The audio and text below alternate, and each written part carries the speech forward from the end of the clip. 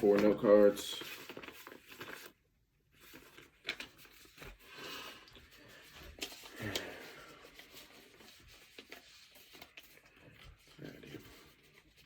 Good afternoon, class. My name is Joseph Thomas. Do you all feel as though the soccer season is always going on, or that there's always professional games being played? Well, basically, the season is always going on. There's not very many breaks for professionals to rest their bodies, and it seems as though they are playing all the time. FIFA, or the International Federation of Football Association, they are the ones who decide how long the season is and how long the breaks are in between games for players to have international duty or just rest. In order to ensure player safety and high quality play, FIFA should implement 2 additional extended breaks before the wintertime in November and also after the winter in late February. When are the 2020-2021 international breaks? From EnglishSoccerGuide.com, they list that there's only 5 international breaks on weekends throughout the 10-month season, and that's only on weekends. There still may be play during that week, or just games being made up due to cancellations or postponements.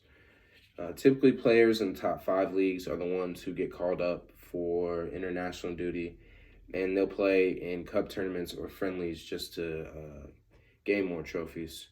According to the New York Times article titled "Soccer Players Fatigue Grows as Matches Go On and On and On," Chilean soccer star Alexis Sanchez, he played in 52 games for his club and country in roughly a 10-month span of time.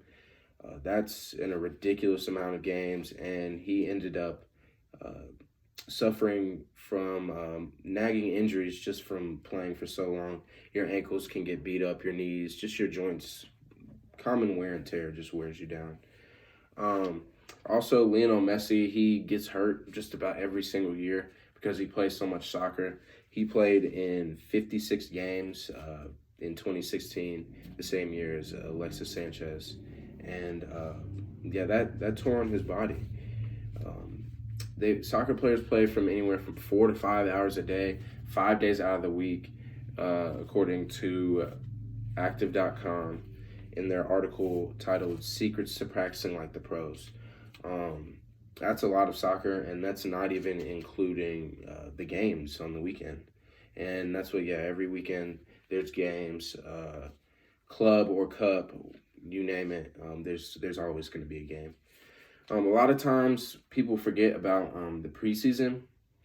It's kind of weird because the preseason's just about less than a month after postseason, and they recently came up with this tournament called the International Champions Cup. And basically what it is they will have games from European teams traveling to Australia, the United States, literally every continent except Europe, and they will play in these games. A lot of times they'll play inexperienced players, but they just want to expose soccer to countries where it really hasn't been as developed and where the top teams have never played before. So that's also a bonus, but that also wears on the players' bodies as well.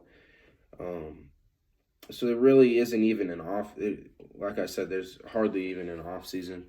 And then the MLS All-Stars will also play against some of the top teams in the world as well, and that will just contribute to this problem further.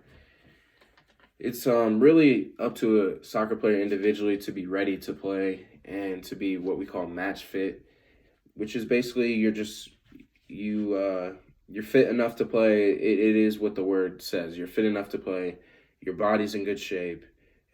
Your lungs can be held up to capacity, and you're just ready to play.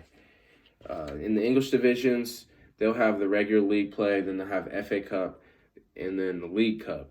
And then the top 6 teams in the Premier League, which is the top English division, they'll play in Champions League, or they'll play in Europa League. The top 4 play in Champions League, 5 and 6 play in Europa League. Europa League is basically the NIT, and Champions League is basically March Madness. And FA Cup and League Cup range from anywhere from about 1 to 2 games to upwards of like 12 to 15 games. Just depends on how far you make it and if there's any replays. If you happen to tie, you have to replay a match. And Jamie Trecker's New York Times article stated that Sevilla in 2016, when they won the Europa League, they played 62 games. And that does not even include the number of games that players who got called up for international duty played as well. They played upwards of 70 games, and that is just an absolutely ridiculous number. And in a 40 to 45 week season, I think you're only getting 5 to 7 weeks off. The players are just traveling endlessly, and they really do not get to spend that much time with their families.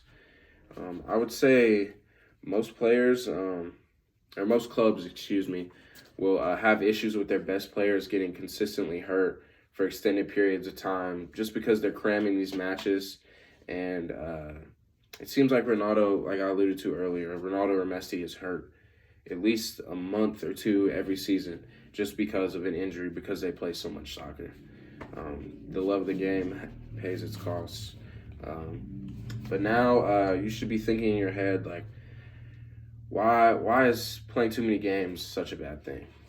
Well, I would say that the most realistic solution to the lack of rest would just be adding on breaks right before winter and right after winter.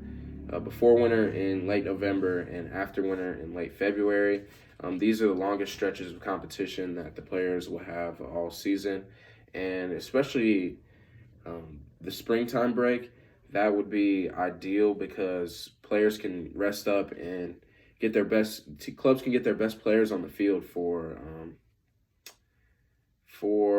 the end of the season in pushes in hopes to win a title or a trophy of some sort. Throughout this discussion, I've explained the complex nature of the soccer season and how important it is for players to have the appropriate amount of rest.